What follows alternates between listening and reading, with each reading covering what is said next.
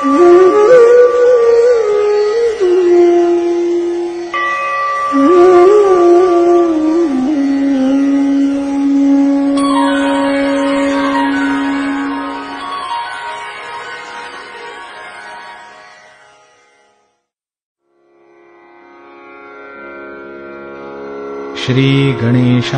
नमः।